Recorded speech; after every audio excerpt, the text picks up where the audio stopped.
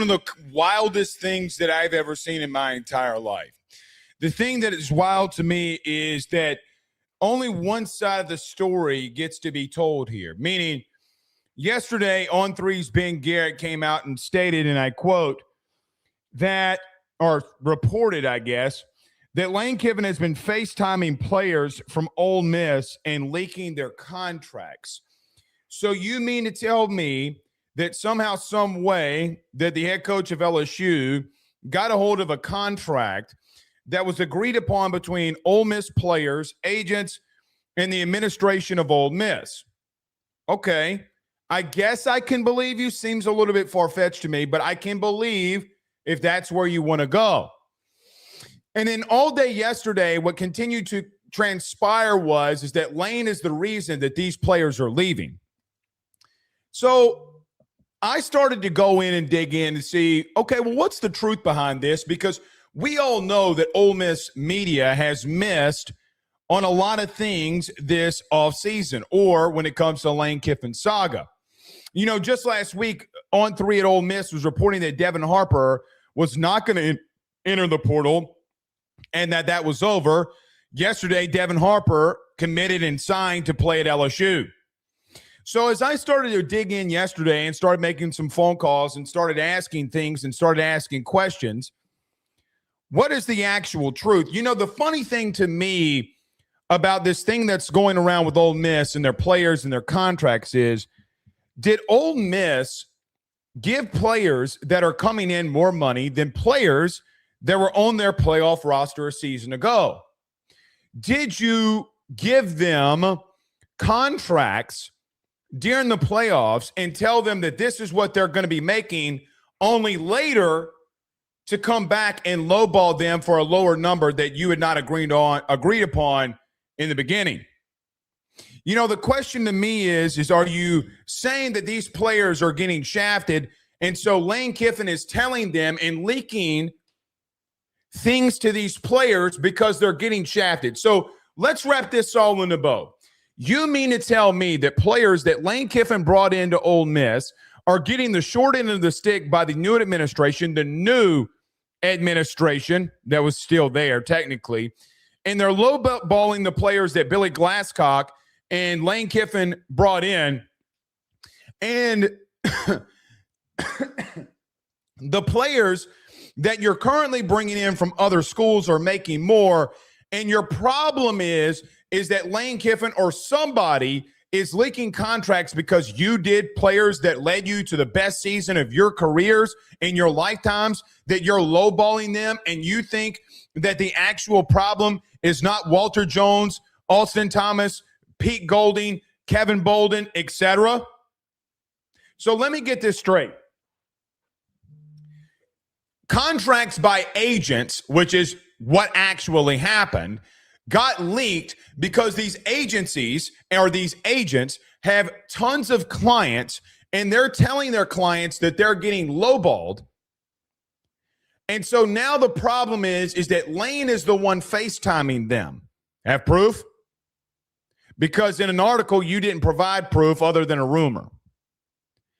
So if players at Ole Miss are getting lowballed and now are leaving, what does that say about Ole Miss? You know, the funny thing in this entire process, and we ended last night's or 2 nights ago show by saying people are wanting me to ban trolls in the comments or whatever. I'm glad that some of you, though, did get to see on Twitter what our daily life is like. Like, we posted a picture of date night, and go look at what Ole Miss fans do. If they're doing that in public, I think you can only imagine what they're doing behind in DMs. But I think it's wild to me that they continue to miss and miss at a high level when you can go on any show on here on YouTube. Am I going to miss? Everybody that's in this business on something is going to miss eventually because things are constantly changing. But why didn't you tell the other side of the story? Did you lowball Prince William and Yellen to what you told him that you were going to give him? Did you lowball Kaden Lee to what you told him that you were going to give him? Did you do the same thing to TJ Dottery? And you want to sit here and talk about tampering. Meanwhile, Pete Golding allegedly is tampering with players that have committed to Clemson. Frank Wilson literally, without a shadow of a doubt, every single day tampered with players on the current LSU roster to follow him to Ole Miss.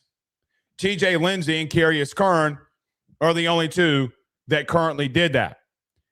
So now you're going to have to convince me that Deshaun Womack, that Prince William and Yellen, that Kaden Lee and TJ Dottery weren't provided proof that you screwed up. See, the thing about Ole Miss and all of this that they can't comprehend is that they screwed up here. You lowballed a team and players that got you to the Final Four of the playoffs, and you messed up. So when I look into all of this and I come out here and say, regardless of what these Rudy Poos say on social media, which, by the way, isn't a real place, or how they try to shape a narrative, it all comes down to one thing. They still want the clicks based off of something of a one-sided story. 2 weeks ago, I came out on the show and said, why isn't guys that are in the national media like Ross Dellinger reporting on things that are going on at Auburn? Why aren't you reporting on Ole Miss tampering with Clemson signees and commits? Well, I guess technically you can do it for commits, but not signees. Why aren't you talking about what's happening at Penn State with what Matt Campbell is doing to the entire Iowa State roster? Why aren't you being forthright in Texas Tech and Brendan Sorsby releasing a contract from LSU and putting it out to the general public? Why aren't you, as of right now, going out there and digging in your heels on what Miami, who plays in a national title game on Monday against Indiana, and what they're doing with Darian Mensah, the quarterback at Duke? Why aren't you spreading light into that? You see, hypocrites are going to be hypocrites no matter where they are or who they are. But no one wants to talk about and dig their heels in to what Miami just did to Duke, a team in their own conference. But see, there's a big issue with Kaden Lee, Prince William and Yellen, TJ Dottery, and others who have tried and are trying to enter the transfer portal. But meanwhile, Miami can break college football NIL and TV revenue records and going and getting Mensah from Duke, and nobody bats an eye. So when we talk about the hypocritical nature, and I know that Lane Kiffin's out there saying, quote unquote, let them. Yeah, let them. Ole Miss tampered with Ty Simpson. Ole Miss tampered with Carius Kern. Ole Miss is tampering with Clemson players right now. Miami just did it to Duke's quarterback and Darren Mensah. So all this outrage that I continue to see from Ole Miss or national media or whoever, you're hypocrites. You're flat out hypocrites. Oh, look at the big bad Lane Kiffin. Oh my God, what? Lane is ruining the sport. What did Miami just do? What did Miami just do? And you want to sit here and moan and complain and, oh, my nipples hurt. You want to moan and bitch about the current state of college football. Guys, here's the fact. People in my profession don't want this shit to change. Maybe some of them do, but they don't want it to change because the chaos that happens makes all of us money. None of them, the guy that's over the SCORE Act, the guy that Trump appointed, who is a Texas Tech booster, do you really think that he wants regulations? Why would he want regulations when he can go out there and spend God knows how much money to build and buy a playoff team? But now that Lane Kiffin and LSU is doing it, oh man, it's a massive problem. There's always two sides to a story, regardless if it goes on in sports, which people take a little too seriously. Look at the attacks on my family last night that came on social media, or whether it is just overall life in itself, there's always two sides of a story. But then there comes the truth that is told. So you mean to tell me that Lane advised his former players that Pete Golding, Walter Jones, and others were screwing them, and your problem isn't with your own administration who screwed players that led you to a playoff and Final Four run? Your problem is with the former head coach that tipped them off that they were getting screwed? Is that what you're telling me? So now how do you circle out of that one? How do you circle out of that your team, your front office, your head coach, whatever, your collective CEO was allegedly screwing over players? Lane got a hold of it, let them know about it, even if it's a rule being broke or not. And your problem is not with Walter Jones, Pete Golding, Austin Thomas. Your problem is with Lane Kiffin because he advised him of it. Can someone make sense of that to me? So you want to come out here and cry and moan and complain, but you're how long out of this with Lane Kiffin? And you're every single little thing that you're doing, you're blaming on him. So what is the actual truth? Is there a plausible situation where an agent who represents multiple players on Ole Miss said, guys, I think you're screwing over my clients here, at least some of them? No, it's Lane Kiffin that screwed over negotiations at Ole Miss when he wasn't even there. How can Lane Kiffin screw up contract negotiations when he's not even in the contracts and speaking with them about their contracts and doing what he's doing at LSU? Can someone make sense of that to me? Because right now, to me, where I sit, it makes you look like a fool. If you want to bring up a talking point, even if Lane were to be doing that, which, guys, I mean, as far-fetched as some of this sounds, why isn't the Ole Miss media bringing up that players that led them to a Final Four are getting lowballed?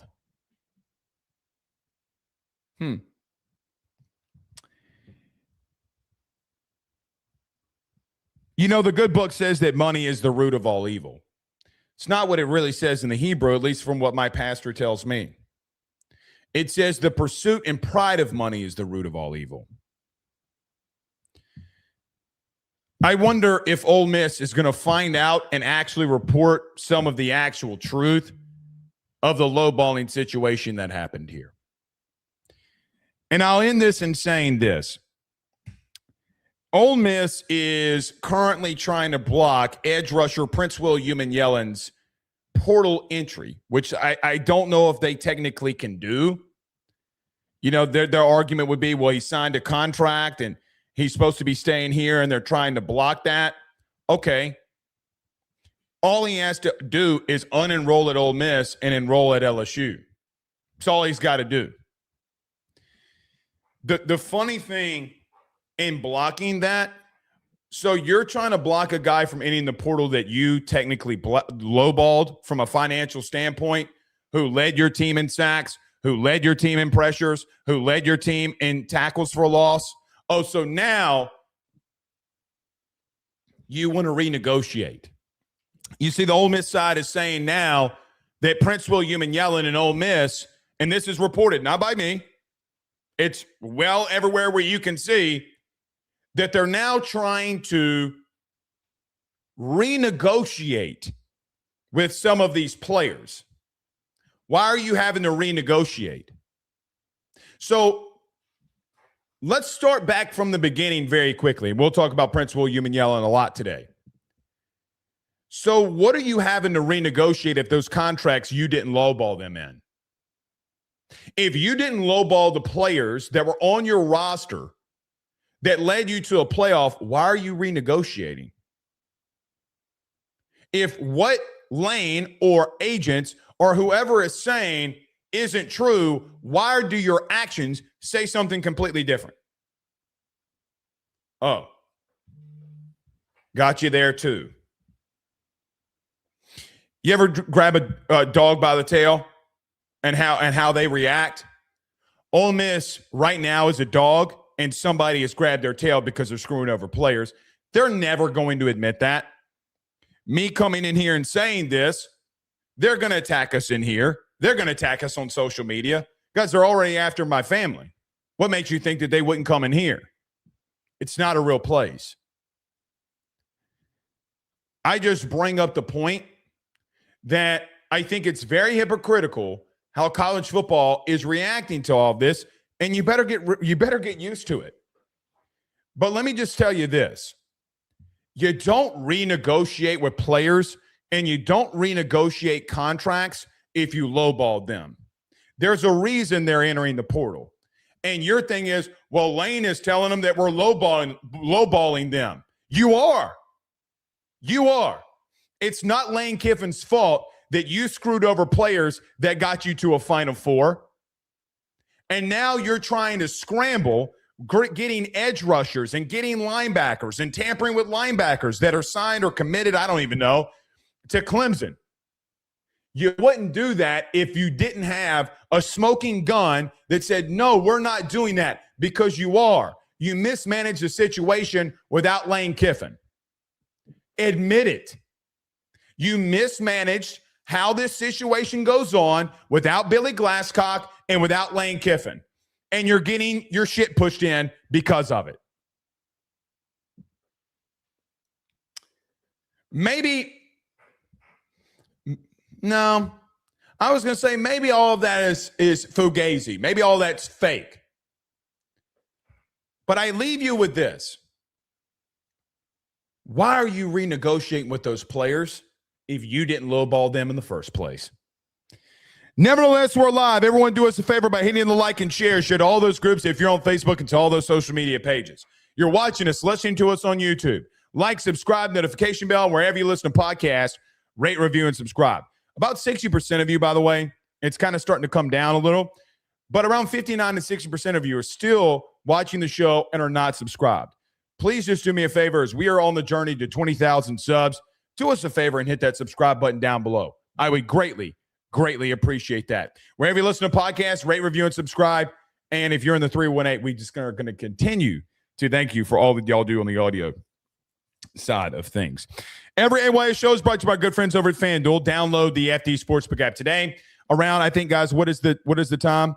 I think 3:30. I think it is. 3:30 starts the NFL playoffs today. You can go over to FanDuel and place those bets. Today in the NFL playoffs, you have the national title game that is going to start on Monday. You can place that bet there. Service announcement, we will be live sooner on Monday because of the national championship. We'll give you the times there for that one as well. And you can place that bet for Monday's national championship with our good friends over at FanDuel. For any thoughts, questions, concerns, you go over to FanDuel.com/RG for more details. We'll get to a couple super chats before we get rolling here. Death Valley Rick says from Monroe, watching from Georgia. Good to have you in here with us.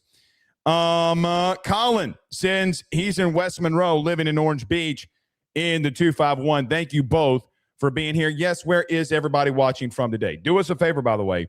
Hit the like and share. We greatly appreciate it. But where is everybody watching from today?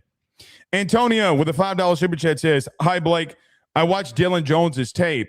He is going to push Harlem and Kaden. Chances on Prince joining. We'll get to Prince in a minute. In reference to, we need to see how this Prince William and Yellen thing works. I mean, we learned from the Damon Williams situation. I think that that's a lot different because it's a lot less money for what it's worth. Is Ole Miss going to sue Dottery, Prince William and Yellen, and Kaden Lee? Are you going to Deshaun Womack? Are you going to sue all of those players? Let me tell you something. Go ahead and sue them and see what's going to happen when you go in the portal again. And number two, players are not going to let you do this to them again. Players just aren't going to sign. They're going to wait for all of these dominoes to start falling and then sign contracts so that they're not tied down, so that if they need to hit the portal, they're going to. It's coming. The coaches and the teams got the upper hand because of the contracts this time. It ain't happening again. It ain't going to happen again. Players just won't re-sign with you. They're not going to re-sign with you. And so, yes, you got over on them this time, but it's not going to happen. In reference to Antonio's first question, I think Dylan Jones is going to be very good. I think that when you look at Wisconsin, they couldn't throw a forward pass. They were so bad offensively. I don't think anybody is going to be able to replace what I think that they're going to do with Harlem Berry.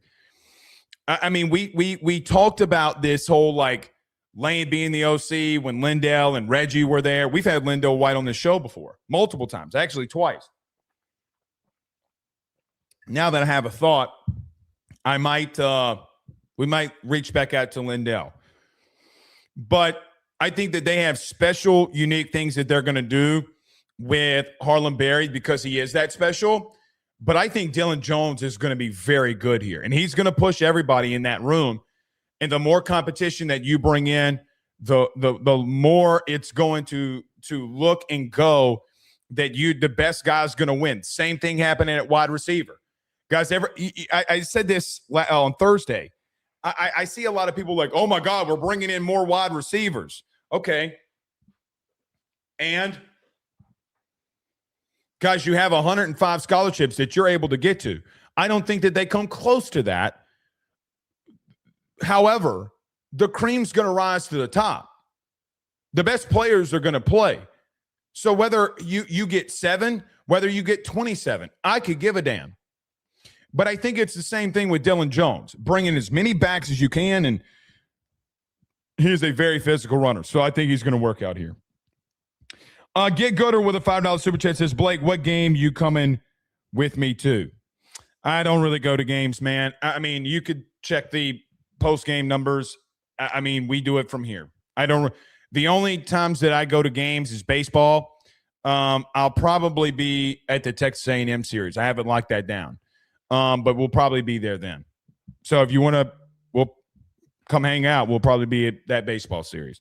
Shaquan with a $2 super chat says, boy, do we have a lot to talk about today? Yes, we do. I had 3 pages worth of notes of stuff that we got to get to. We have a lot of commitments that we got to get to. So here's what we're talking about today. LSU had a flurry of commitments yesterday. We'll talk about that. Who is LSU continuing to target? Are they circling back on players on the portal to see if they want to add them to their roster? We'll talk about that today here as well. Adrian Bailey became a member on the YouTube channel. Thank you so much. Tim, who's already a member and has been a member for a month. Thank you so much, Tim. He says, what a great time to be a Tiger. Completely agree with you, my man. Completely agree. Dane Thibodeau with a $5 super chat says, our defense is going to be elite this year. It's not going to be funny. We're going to talk about that too. We have a whole segment in reference to defense. We've talked about this every day. But TJ Dottery, who we're obviously going to talk about, we'll talk about last because it kind of transitions us into the defensive side of things. You have the ability to be a top 10 defense next year, especially what you're going to do offensively. All right. Let me get to a quick break. When we come back, we'll talk about all the commitments. We'll talk about guys you're still after. We'll talk about this defense and take your thoughts, questions, and concerns. Do us a favor. Hit the like and share. Subscribe if you're on YouTube down below. Just make sure that you're subscribed too. A lot of you think that you're subscribed and you're not. Do us a favor and hit that subscribe button, notification bell down below. And anyway, show is brought to you by our good friends over at FanDuel. Let me get you to a quick break. When we come back, we talk about the commitments. LSU's not done in the portal. We discuss that next. Stay with us. He will sell your house and find you a new. Well, Tyler's the man, he's here for you. If you want to buy or sell, well, it's not too late. Dial 955-0008. Just call 955-0008. Y'all call Tyler, he'll shoot you straight. Hey guys, I want to tell you about our good friends over at Red Stick Financial. They're your local residential mortgage broker located right here in the heart of Baton Rouge, Louisiana. At Red Stick Financial, they find the bank that works for your particular set of needs to purchase the home of your dreams or refinance the current one. They truly are your partners in this process, and they pride themselves in helping individuals and families with one simple goal in mind, and that is to make home financing approachable, attainable, and stress-free. They are licensed in all Louisiana, Texas, and Mississippi.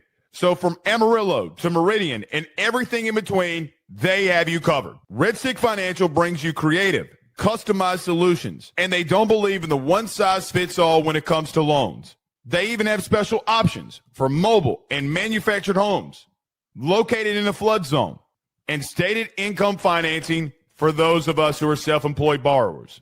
If you or someone you know is looking to buy a home, refinance an existing mortgage, or simply want to know what options are out there for your future, give Red Stick Financial a call today at 225-407-9250. That's 225-407-9250. Or check them out online at redstickfinancial.com. That's redstickfinancial.com. Before you purchase the home of your dreams or you go and do that refinance, you need to go local. Go Red Stick. We're back. So,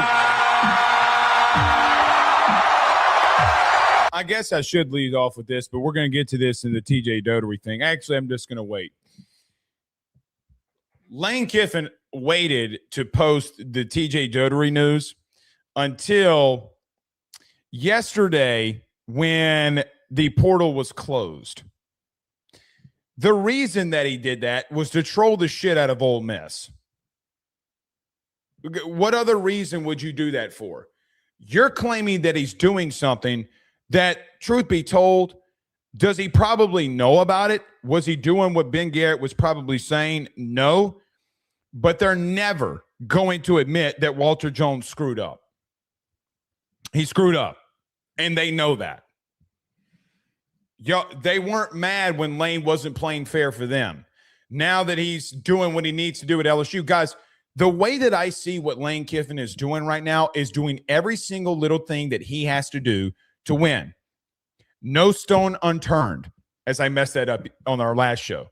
But no stone is going to be unturned. As a LSU guy and fan, as a media member, whatever you want to call me, I am a fan first. What got me into this? There's no stone that's going to be unturned. I want my head coach to do everything humanly possible to assemble the best team to go out there and win. So when everybody in America is saying all the things that they're saying about him, did you really think that he was going to come here when you pissed him off and just start giving up? Every single little thing that Lane Kiffin has done the last 3 weeks is a massive indictment on Brian Kelly. Because what happened during the Brian Kelly era and Scott Woodward era should have never happened, because that doesn't need to happen at LSU. Lane comes in here in 3 weeks and dominates in the portal, arguably puts together in his first roster one of the best rosters that we've just seen at LSU in quite some time. Now, you had 4 first-round picks on your offense in 2023. That's really difficult to replace. But at the same time, defensively that year, you completely stunk. Look at your safety room in 2023 and look at your safety room right now, which is something that we're going to discuss. But everybody talking about the 11:59 tweet, it is 100% to troll Ole Miss. You pissed the man off, and you shouldn't have done that. I want my head coach to do every single little thing that humanly possible to get my team to a place where not only can they make a playoff, that they can make the playoff and go win it. He has no other job. Quite frankly, the only real job that your head coach has is doing exactly what Lane Kiffin is doing. Oh, he's not playing fair. Do you think Nick Saban played fair? Do you think Kirby Smart plays fair? Do you think Ryan Day plays fair? Jim Harbaugh literally didn't play fair. Do you think Pete Carroll played fair? Now you're yelling about playing fair? Hypocrite. Complete another hypocrite. All right. Let's get to it here. So 1, 2, 3, 4, 5, 6, 7. LSU announced and got commitments from 7 players yesterday that was official. Actually, 6 players yesterday, 1 late a couple of days ago, and Jamar Jones Jr. But since you and I spoke last, LSU has announced or gotten commitments from 7 players. Let's walk through a couple of them very quickly. The former Georgia and Maryland offensive lineman and Alou Ball committed to LSU. A guy that can come in here right away and start at right guard for you is Ball. He is a guy that in the last 1,500 snaps that he's played has given up 1 sack. I think it's technically 1,557 snaps that he's played in the Big Ten. He's only given up 1 sack. He is instantly a day 1 starter for you. I think he's versatile enough to where he can play right and or left guard. So if Solomon Thomas, who, by the way, congratulations, Solomon Thomas has not entered the transfer portal and will be on your roster next season. Officially, it is done unless something comes out that we don't know about. So now you have potentially a guard who has been very good. Georgia doesn't recruit really bad guards. A guy that played 1,500 snaps in the Big Ten and gave up 1 sack, and a guy with massive versatility who's got snaps at left tackle, at left guard, at right guard, and right tackle, who a lot of people around the country wanted, you were able to get and bring in. I think Ball is one of the biggest additions that you could have had in this entire transfer portal because of a couple of reasons. Number 1, he plays along the offensive line, and that room got completely decimated. Guys like Tyree Adams and Cohen Ackles left because they wanted more money, and they didn't get it. Maybe they should stay off of TikTok and start worrying about playing football. That's neither here nor there. You've upgraded at guard. If Solomon Thomas, through the limited action that I've been able to see, whether it me being out at practice or it be Ball that you're bringing in from Maryland, here's a fact. You've upgraded at guard. So remember the room that you had there along the offensive line that we were really worried about, and even though we came out here a lot and said RELAX. Offensive lineman and bringing a guy in like Ball is just going to be like, oh, man, great, cool. It could be one of, if not the biggest addition for what you want to do in the run game. This guy is a road raider. He is versatile. He is very physical. The thing that I liked about him the most, and we talked about this on Thursday, is when he loses, quote unquote, a rep, how he resets himself to finish the block.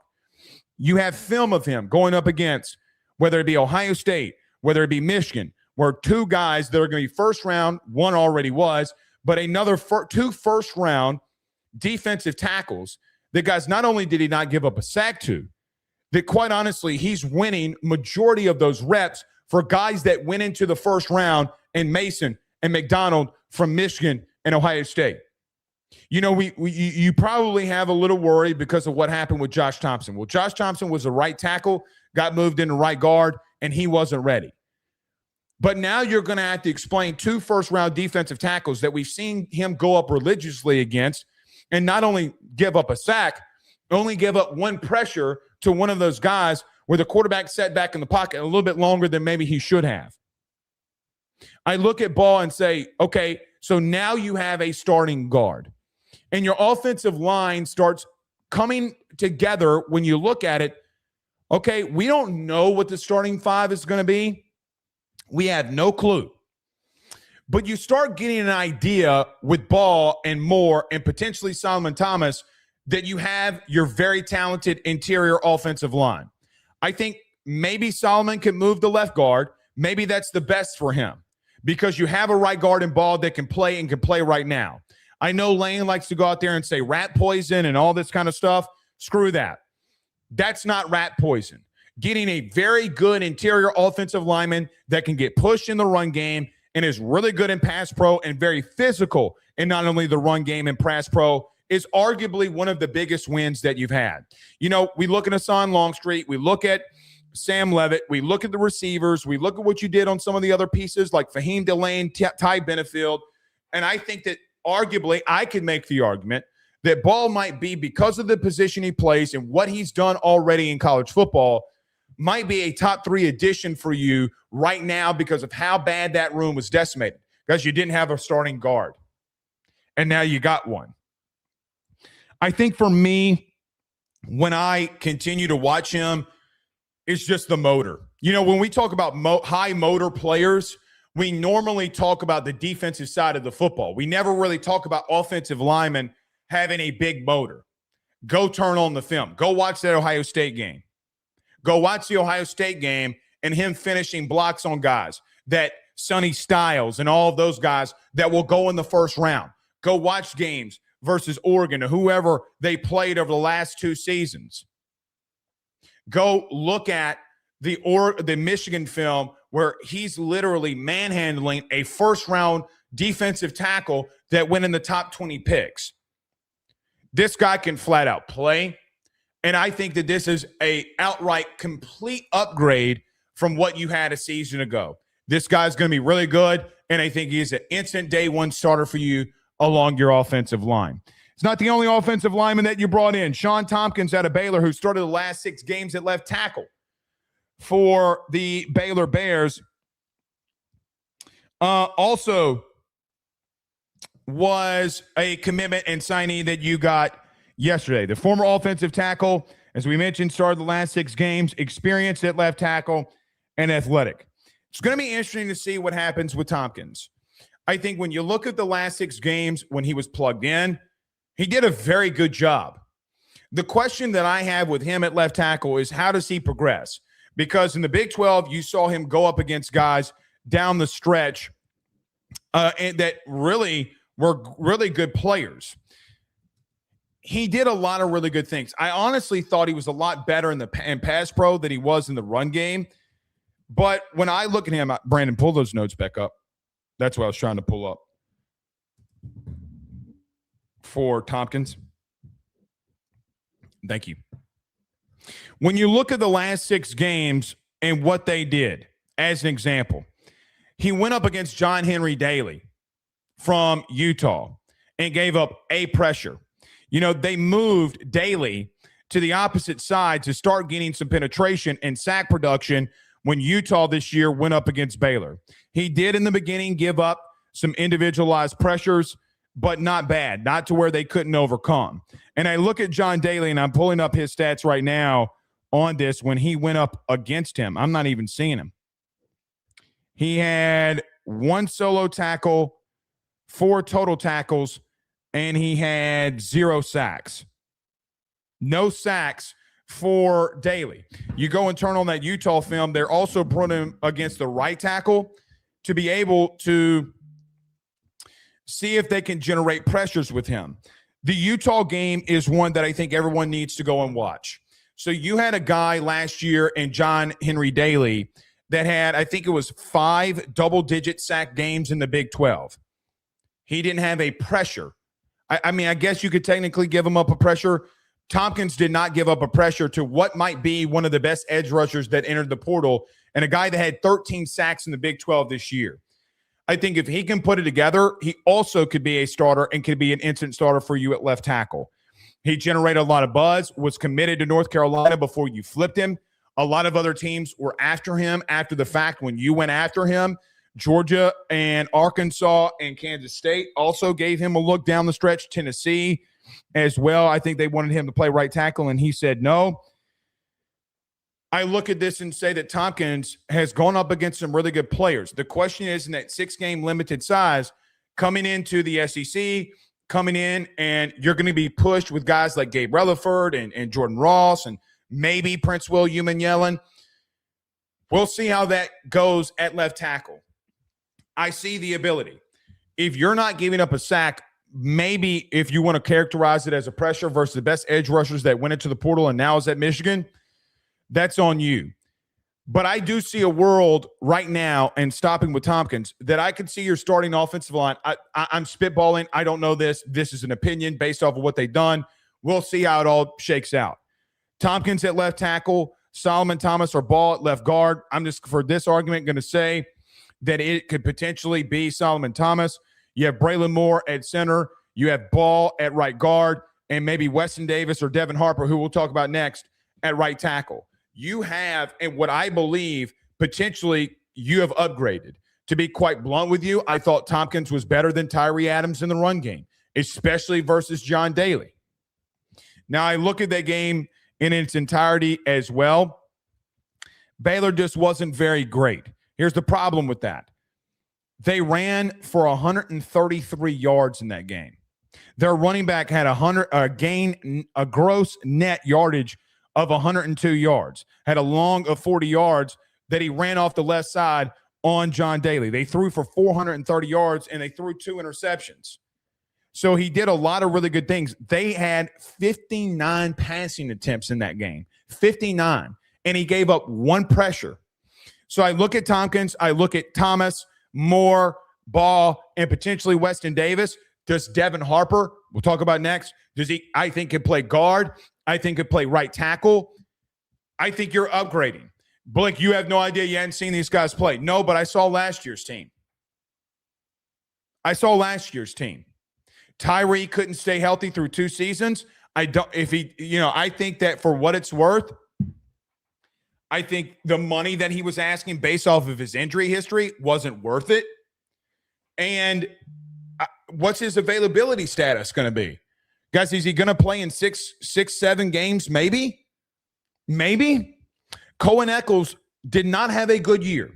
Paul Mabinga did not have a good year. Josh Thompson did not have a good year. Weston Davis did not have a good year. So now you're bringing in guys in Ball and Tompkins who have gone up against, whether it's the Big 10 or Big 12, guys that can flat out play. You have 1 sack given up in 1,500 pressures or 1,500 snaps. You have 1 pressure given up against a guy in the Big 12 that had 13 total sacks, and they had 59 passing attempts in and of itself. I think that you've upgraded. Well, Blake, I'm still nervous. You can be nervous. You're not going to be 16th in the SEC in rushing. You're not going to give up the amount of pressure that you did, and you have quarterbacks that can get away from that pressure. You've upgraded. You've upgraded everywhere along your offense. There's not a position group, in my opinion, that you haven't massively upgraded in. Offensive line included.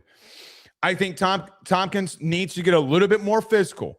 I hope he has a really, really good offseason where he's able to put on some muscle and get a little bit stronger. But he's also got a very high motor as well. So you get a really good pickup in Baylor's offensive lineman in Sean Tompkins. Devin Harper, the Shreveport native who went to Ole Miss, entered the transfer portal, and is now committed and coming to LSU. I think that this is a massive win for you because I think Devin Harper can really play. I did not agree with the old staff. You can ask some of my friends when this all went down. I know that you brought in Carius Kern. I get that you brought in Solomon Thomas. I get all of that. I think not retaining and trying to hold on to Devin Harper was a mistake by Brad Davis. Clearly. We're going to have to see what Devin Harper is going to be able to make himself into. I think the versatility with him is very, very immense. I think of him right now, if not pushing to be a starter, easily can be a rotational piece because I think and be your 6th man, be your DJ Chester, so to speak, at minimum. I think that he is going to be better suited for guard. That's my opinion. Do I think that he'll get a shot at tackle, both tackles? I think that he will. 6'5", 310, 315 pounds, an athletic and physical freak. You know, the thing that Lane talked about during the season when bringing up Devin Harper was that his work ethic, he was outworking everybody, and that he was very excited to see where he grew and how he continued to perform because he's simply outworking everybody. I will tell you, to Weston Davis, you better have a really good offseason because Devin Harper is coming. Can you utilize him at guard? Can you utilize him at tackle? I think he can play both positions. I think he is that athletic. He is strong enough to play guard. He is strong enough and athletic enough to play tackle. With Harper, I think for me in his development is getting that pad level down. He needs to get his pad level down. But I was on with Mike Detillier of WWL. I think it was Thursday. What was that? So 2 days ago, I was on with Mike, and Mike and I had a discussion. And I think Mike does a phenomenal job when it comes to breaking down players and breaking down their film. I agree with Mike.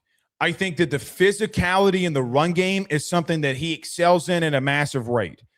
The nastiness that he has can't be taught.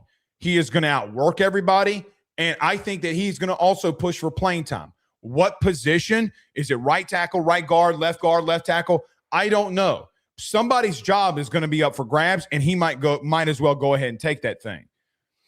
I think for me, and this is what I asked Mike on WWL, I think he's best suited for guard, personally.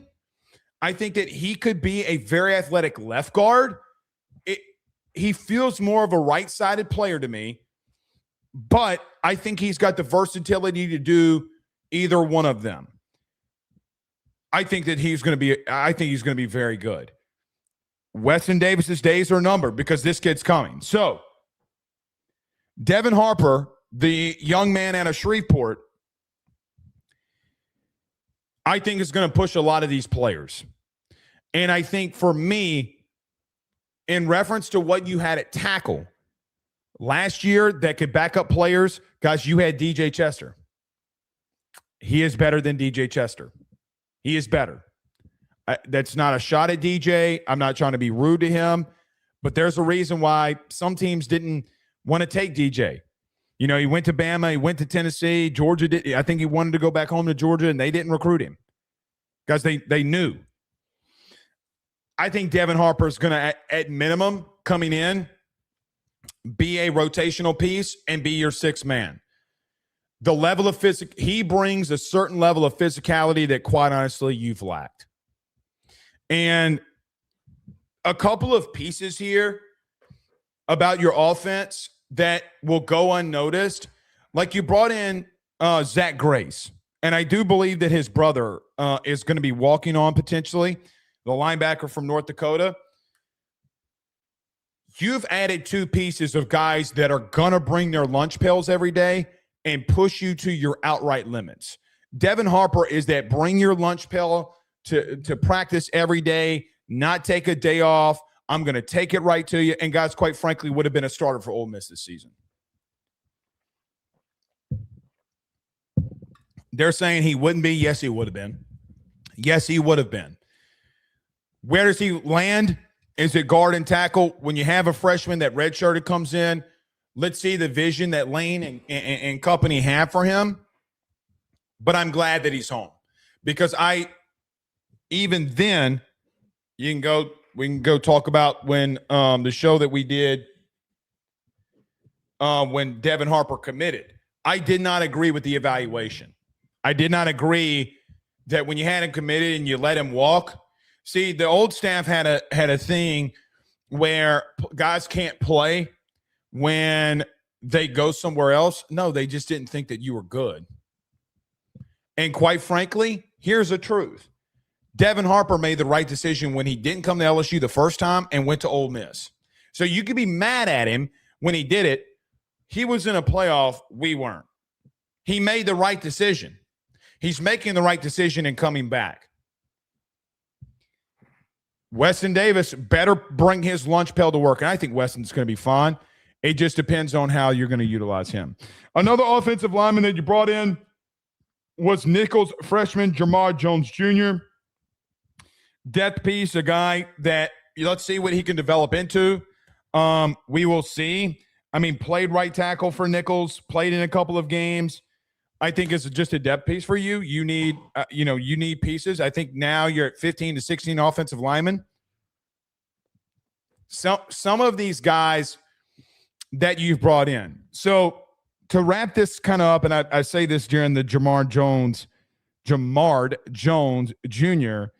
Announcement and us talking about him. One of these guys that you've recruited from the quote-unquote lower levels is going to hit. Whether it's Jacoby Jones, whether it is Jamar Jones, whether it is Sprinkle, one of these kids is going to hit. And I do think a lot of them believe it's going to be Jacoby Jones, the JUCO offensive lineman from Colin. Right now, guys, ironically, we look at this on paper and say, well, this guy was at JUCO at Colin. Okay. Or we look at Sprinkle. That guy was at an FCS school. Okay. We look at a guy in Tompkins. He was at Baylor, but he only started the last 6 games. Okay. You look at Ball. Well, you can't really make an argument for that or for Braylon Moore. Weston Davis didn't have a good year. I've already given my example for that. Solomon Thomas was the number 1 interior offensive lineman in the country coming out. Can he play to that level? Guys, I can make the argument right now that your offensive line could be a little nasty. They're going to get pushed to a level that they have no idea. The competition level that they're about to get pushed to, that the defensive line is going to provide them, is outright astronomical. But I'm going to tell you right now, one of these young 3 men, Jamard Jones Jr., I think it's going to be Jacoby Jones or Sprinkle. One of them is going to hit, and one of them is going to play. And I do think it's Jacoby. I think you're upgrading. I think you've already upgraded. You know, if you've watched this show enough, especially if you watched the practice reports going into this season, you know that we're not going to sugarcoat anything. I'm not going to sugarcoat anything.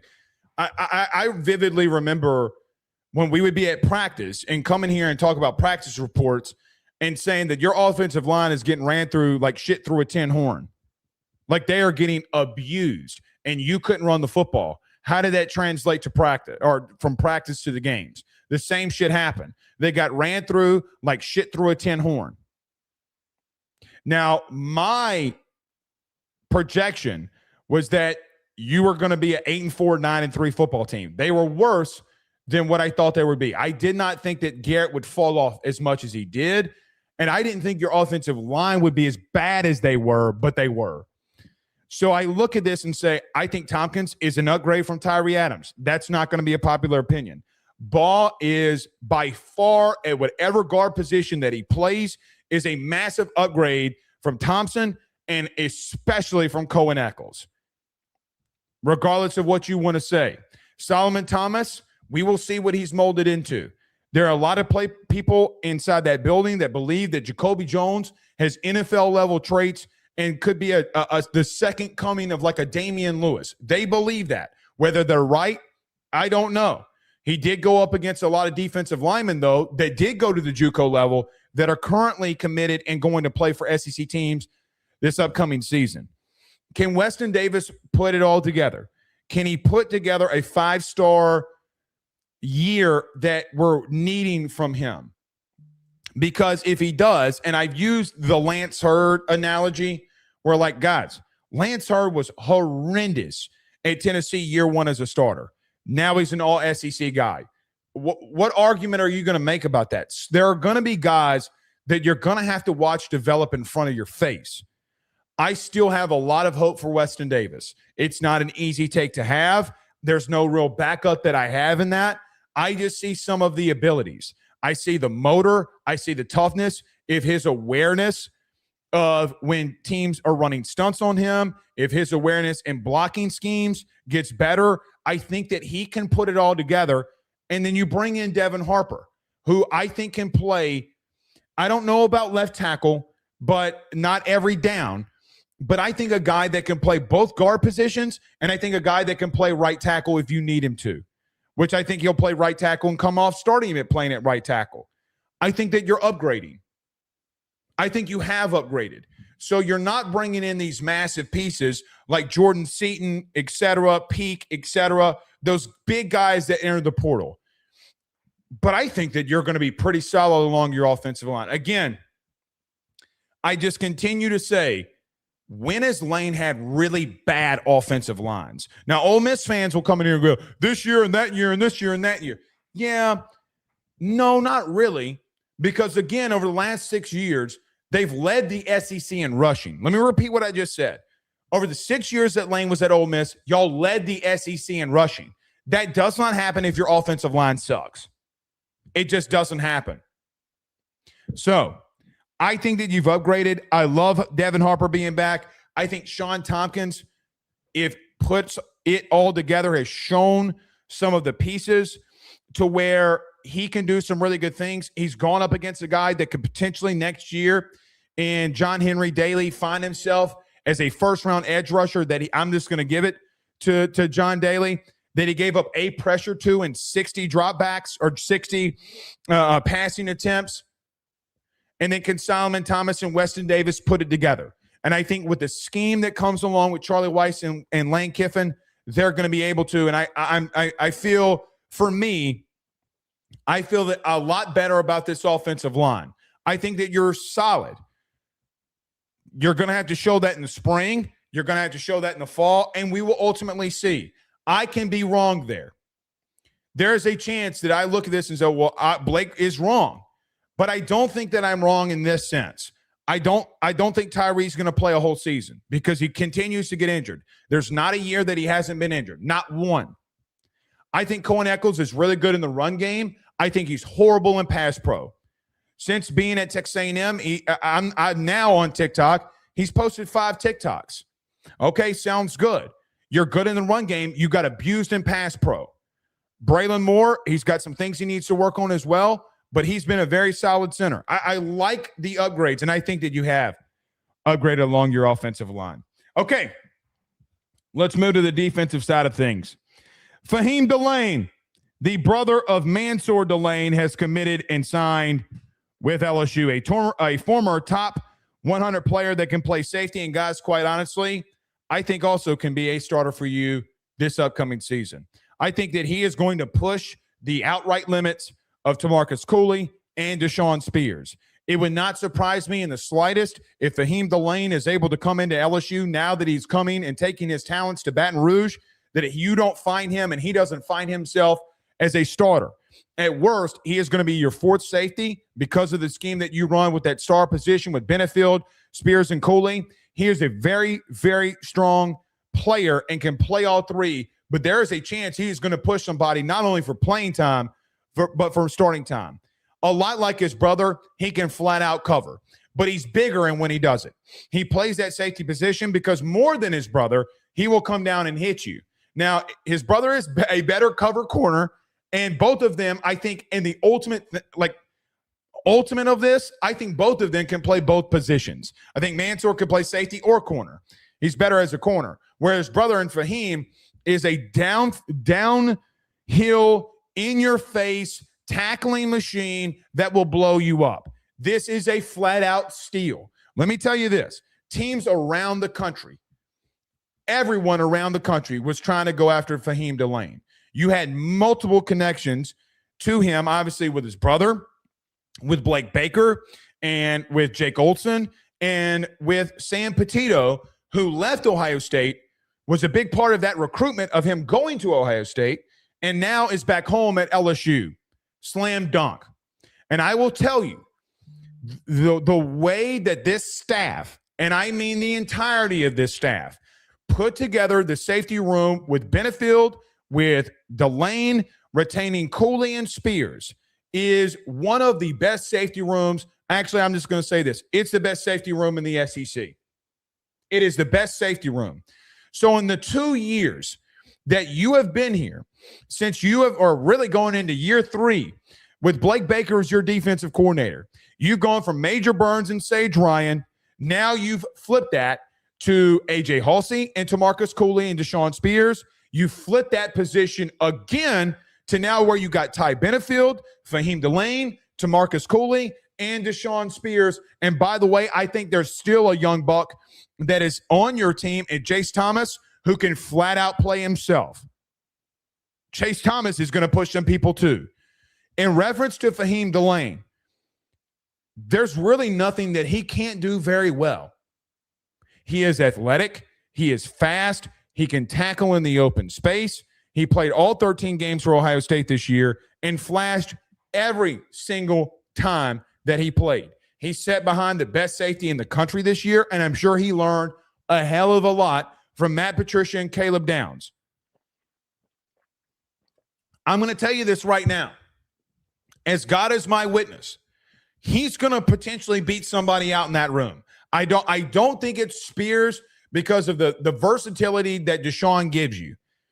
I don't really think it's going to be Benefield who's going to play that star. I think that him and Tamarcus Cooley right now are in an outright battle. Not to say that Deshaun Spears' job is not up for grabs, because it will be. Fahim Delane can flat out play. There's nothing he doesn't do well at the safety position. Well, inexperience not only at being on the field, but just the inexperience of not being in Blake Baker's defense maybe limit him to some of the things that he's doing in the spring. Remember, I've said this. Yes, because Tamarcus, you can't replace the level of experience that Tamarcus and Benefield, and even to an extent, Deshaun Spears has. From a talent perspective alone, he's going to push all three. Guys, the worst thing that happens in year one with Fahim Delane being in your safety room is that you have a body that can flat out play and can play all three safety positions for you, and you can rotate him in there a lot like what you did with Deshaun Spears a year ago. His game reminds me, and his instincts remind me a lot of what A.J. Halsey did, but I think A.J. is a completely athletically different player than what Fahim Delane is. He really reminds me of the way that he does some things, like the guy that played ahead of him at Ohio State and Caleb Downs. He is going to be that good. He is a steal. Everybody in the country wanted Fahim Delane. Everybody in the SEC wanted Fahim Delane. And I will tell you this, the connections that you had, Mansour Delane included. Mansour recruited his ass off. Blake Baker and Jake Olson recruited their ass off. Billy Glasscock did exactly what he needed to do, and I got to give Sam Petito a lot of credit because he has been massively behind this Ty Benefield thing and this Fahim Delane thing. I talked about that in a 1-year sample size. What happens next year? Now what happens when Tamarcus Cooley leaves and Ty Benefield leaves? You have the depth that you've never had in that room, ever. You haven't had this level of depth at your safety room probably since 2019. It's not close. It is not close. That room is scary. That safety room has more talent in it from a position to position standpoint. Like I think of the rooms, like I think defensive tackle is probably hard to beat. Quarterback's probably hard to beat. I think safety is in that discussion, and corner's hard to beat. We're going to talk about this defense a little bit more in just a moment in all three levels. But, man, it's one of the top. This defense is starting to get scary because, God forbid, and knock on one, guys, you're going to have players that go out. You're going to have injuries. You're going to have guys that get nicked up. If Fahim Delane is your backup, congratulations. He is right now your backup. Congratulations. I think this guy's a flat-out star, not position. I think he's going to be a flat-out star. And welcome back, DBU. You had it last year. Guys, you had, in my opinion, you had the best secondary in the country last year. In my opinion. Front seven, not so much. DB room, very much so. You had two first team All-Americans. I think Ohio State could probably get there, but they weren't better than you on the boundary. They weren't. Did you just do it again? I think there's a chance you just did it again. I love Harold Perkins. I love him. Ty Benefield is going to be an upgrade because of the position. Because Perk is a hybrid. Benefield is an upgrade. That DB room is absolutely filthy. I think Mansour. I think Fahim, I'm going to call him Mansour a lot, and that's going to be my fault, and I apologize in advance. I think Fahim Delane is going to be an outright superstar. I really do. He's that good of a player. So a really, really good pickup. Mason Dossett from Baylor, another Baylor player that you picked up, can play wide receiver and safety. Also runs hurdles and ran hurdles at Baylor. I would assume that he's going to run hurdles maybe potentially at LSU as well. a really good, solid depth piece. That room adds another very versatile and athletic body to it. I know that he's coming here to play safety. You watch what I'm telling you. They're going to give him reps at wide receiver. You mark my words. You mark my words. We will see with Mason Dossett. I don't think. What I was told is that they were just in love with his athleticism. They were in love with his work ethic, and they're in love with his speed. There's just a couple of things that you need to have. Guys, think about this. You have a guy that is highly versatile that is going to play special teams for you next year. This kid's going to play special teams. And he can flat out fly. So Mason Dossett, we didn't see a lot from him. I went and watched some of his high school film. He was a really good wide receiver. You mark my words, they're going to give him a look at wide receiver during spring and fall camp. They're going to give him a look. I think he is that gifted. I think he's a really good player. Developmental player, though. He needs to put on some size. I think some of the things, the way that he took angles, need to improve, but he can flat out fly. Will be really interesting to see what happens there with him. Does he move to track because LSU has a great track program? I don't know. I really don't know, but I know he can fly. One thing that was interesting with me on him, I think, was probably just the versatility, but the way that he gets from point A to point B and he's able to turn his hips is really impressive. So you add another very athletic safety into your room. That safety position is nasty, man. I think Chase Thomas, for what it's worth, is probably the most slept on at a Destrehan. I think Chase Thomas can play.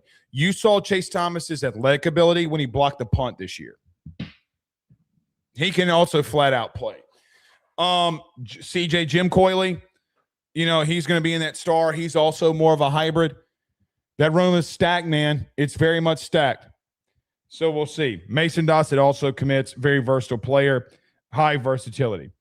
All right, last player that you got a commitment from. Did I miss anybody? Brandon? No. TJ's the last one. Okay.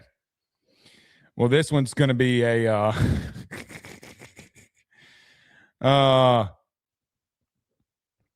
this one's going to go off. I saw somebody say he posted a tiger emoji.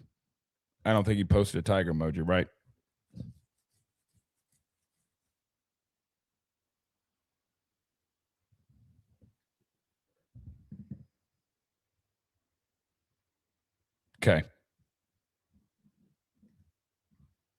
Okay. No, I just saw it in the chat, and then I heard you say something about it.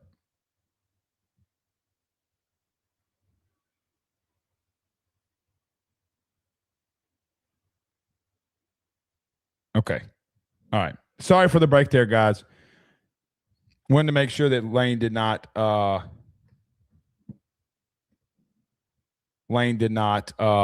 post a tiger emoji. All right. So last night at 11:59 p.m. Central Standard Time, LSU got a commitment from Ole Miss linebacker TJ Dottery. Lane earlier that day came out and posted 11:59 p.m. at LSU football. They did that to troll Ole Miss. I'm kind of glad they did it for all the shit that they were giving and what Ole Miss was pushing out and everything like that. Let's just talk about TJ Dottery on the field. Guys, you have the leading SEC tackler from a season ago that is now on your football team in TJ Dottery. I'm taking all the off-field stuff, flushing it down the toilet because, of course, that's going to come out now. But the last two seasons, Dottery had 174 tackles with double-digit tackles for loss, 3.5 sacks, and 3 forced fumbles. Him and Whit Weeks next to one another is going to be fascinating. You have so much speed at linebacker. Both guys that have been very good at tackling. The level of experience that you have in the SEC at both backer positions cannot be overstated. The guy that will back them up, and Devon Keys, also has a lot of experience and was in the top 5 in the SEC at tackles. He had 88 this season. Guys, the level of experience that now you bring in at the linebacker position arguably is one of the best, if not the most, inside of the SEC. Dottery needs to get a little bit better and shedding some blocks, but I think in Pete Golding's defense versus what Blake Baker's going to do, they normally had 3 guys down. It wasn't really all on him that the run game was what it was, but he's an overall tackling machine. His instincts are phenomenal. He gets downhill and is very nasty when it comes to coming to attack the football and tackling the ball carrier. I posted last night his film during the Georgia game. Guys, he's flying all over the place and making tackles all over the place against all of those 3 physical backs. He had 11 tackles versus Miami. He was all over the field. He is a very versatile player that I think in unique situations, you can even put in that star role if you needed to, but a guy that can play inside, a guy that can play outside, has been very physical with guys in the interior of the offensive line, and quite frankly, is another, in my opinion, and Ole Miss fans will laugh at this, another guy that you put another infinity stone to complete this defense. TJ Dottery's instincts are phenomenal. They are phenomenal. You don't have 174 tackles. You don't see the film and the way that he can run, the way that he can cover, because he's really good in coverage. And at linebacker in today's game, you got to be really good in coverage. He's very good at it. He's very good. He's very, very, very good at all 3 things a linebacker needs to be in. He's very instinctive. He can cover very well, and he's a really good tackler. Are there some times on film that he's missing tackles? Yes. But his defensive line was also getting abused, and he was also having to do so much for this team this past season. Why do you think Ole Miss, Pete Golding was trying to hold on to him, and he couldn't? Dottery is a flat-out good player regardless of what Ole Miss people say that he is. You have well over in your starting linebacking room, well over 400 combined total tackles in the SEC. Now, on Wednesday, we ended the show by saying that I have avoided the linebacker conversation before this whole Dottery thing was even a thing. The reason we ended that was because I was hearing behind the scenes that not only was he going to enter, or was it Tuesday? I don't remember. My days get mixed up. Not only he was going to enter, but you were going to be flat out the team to beat. With that being said, you'd fast forward to the next day, and he's in the portal. Flat out in the portal. And when we've talked about linebacker in the portal, everybody has been asking, are you going to add one? Are you going to add one? Are you going to add one? And I kept saying that if a unique circumstance came up, TJ Dottery was the unique circumstance that I was trying to constantly talk about. Do I think outside of a situation other than him that you would have added one? No. Lane loves him. He thinks he's a great player because he is. Now you have a room of Devon Keys, who's got a lot of experience. Dottery, a lot of experience, and a really good player. Whit Weeks, I mean, you know what he is. And see, here's the thing, too. When Whit went down last year with an injury, and he wasn't in there for A&M, and he wasn't in there for some of the games down the stretch, you saw, and you had to put Perk in the interior, you saw the lack of him not being there. Now you're adding 2 players with that level of experience. Your room is now sky high. So I think TJ Dottery is one of the best backers in the SEC, regardless of what Ole Miss fans say. You don't have 174 tackles, and you don't force 3 fumbles. You don't have double-digit tackles for loss if you suck. Sorry, it's not possible. Your linebacking room is one of the best in the SEC. It really much is one of the best in the SEC. To wrap this all up before we get to a break and talk about some other guys that you're going to be going after, potentially. Guys, I'm going to continue to say this, and I know that you're probably tired of me saying this, but now that you've added the pieces, whether it be Fahim Delane that you just added from Ohio State, whether it's TJ Dottery that you just added from Ole Miss,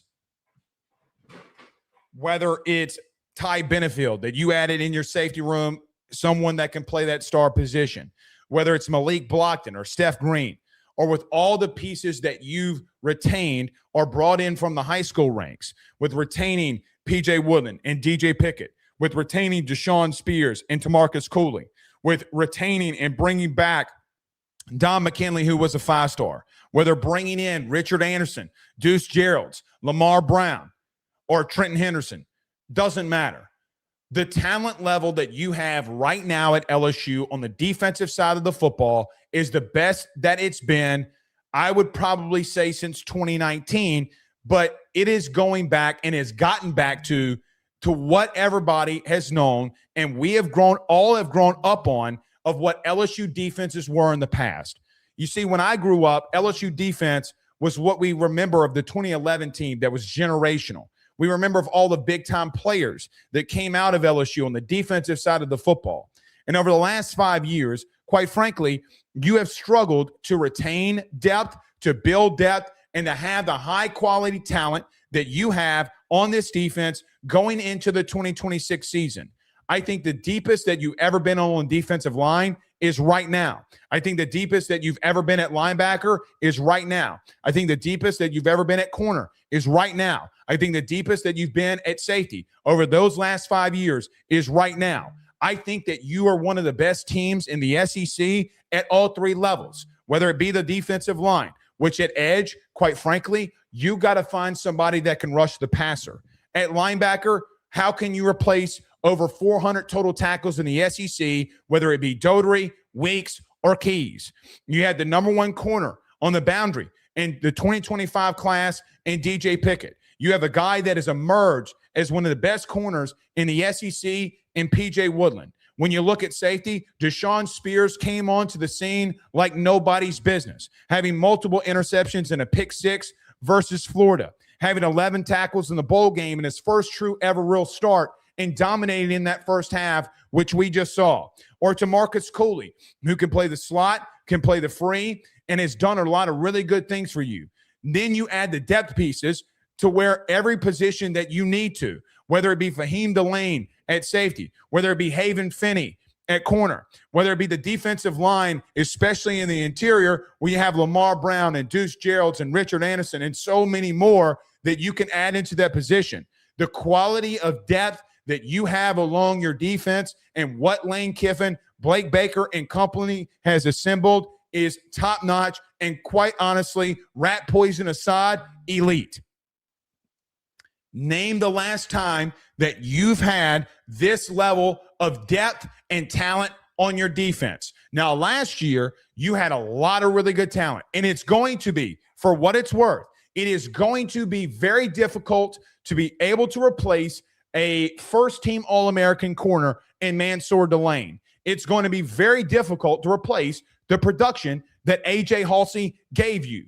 But the number 27 total defense in the country last year, and LSU had no offense to speak of, and that team, and I think defensively, you maybe as a whole, especially in your front seven, just got better. Now you accompany, and now you bring in Lane Kiffin on the offensive side of the football. You bring what they're going to do at quarterback, at running back, along your offensive line at receiver. What is the true prediction? What is the true realistic thing that when you look at LSU football going into 2026, that you say, man, could this team be a playoff team? Rat poison aside, defensively, you haven't been here since 2019. You've had a lot of really good players on defense. You had a really good defense a season ago. But when I look at it, I just look at you and say, wait, our backups right now are not only top players in the country, one of them's the number one player in the country this year. You have a 5-star in Richard Anderson. You have a 5-star in Don McKinley. You have a 5-star in Ross. You have a top 50 player in Gabe Relaford. You have 2 backers that combine for 400 total tackles in the SEC in their time in the SEC. You have the number one corner in the 2025 class who is going to emerge and going to be a superstar. You found a gem at corner in P.J. Woodland.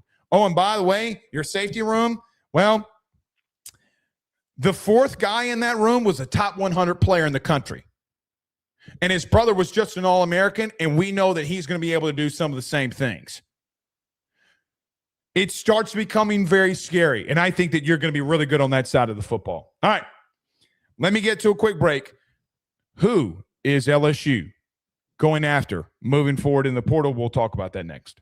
Stay with us. Guys, let me tell you about our good friends over at Grand Slam Heating and Air, where your comfort is their top priority. At Grand Slam Heating and Air, they promise to provide customers with high-quality HVAC service at an affordable price while ensuring the homeowner peace of mind. From their office to your home, they guarantee the best hassle-free experience around. Efficiency and comfort is their game. Let them make your home Grand Slam today. At Grand Slam Heating and Air, they're offering their annual maintenance plan starting off at $18.75 a month and also doing those $99 tune-up promotion. They provide free estimates for system and ductwork replacement, as well as offering financing to get the job done with no money up front. From Baton Rouge to Hammond to Covington, they're all around. So what you need to do today, give them a call at 225-380-9065. That's 225-380-9065. Or go over to their website, getgrandslamair.com. That's getgrandslamair.com, where your comfort is their top. When your business, your farm, or your equipment needs fuel, you need someone that you can trust. At Crump Fuel, they deliver quality gasoline, diesel, and lubricants with honest service and local pride across South Louisiana and South Mississippi. From construction sites, marinas, convenience stores, and trucking companies, all the way down to generators and everyday operations, Crump Fuel keeps you rolling. Crump Fuel is family-owned and family-operated. With high-quality and dependable delivery, they're always going to bring that competitive pricing. Call Crump Fuel today at 985-229-4976 or visit them over at crumpfuel.com. That's 985-229-4976 or visit them at crumpfuel.com today. Crump Fuel, where they're fueling the Gulf South in the right way. Guys, I want to talk to you about our good friends over the Drake Williams Law Firm and Drake Title Company. Are you facing tough times due to an injury from a car accident, navigating the complexities of divorce, or purchasing a new home? At the Drake Williams Law Firm and Drake Title Company, they understand the challenges you're going through, and they are here to help. The lawyer team of Ernie Drake III, Ryan J. Williams, and Summer Vignair, along with Morgan Daniels, have the experience and proven track record to give you that peace of mind. Give them a call today at 985-386-7600. That's 985-386-7600 to schedule a free consultation at their brand new office located in historic downtown Ponchatoula. They're also doing a special, the AYS special. If you're refinancing or closing on a home in Southeast Louisiana, request the Drake Title Company to handle your closing. If you mention Blake Ruffino and AYS, you're going to receive a $400 discount on title fees. Again, give them a call at 985-386-7600. Let them know that Blake Ruffino sent you on by. We're back. Let me find out that Ole Miss is tampering. Hypocrites, man.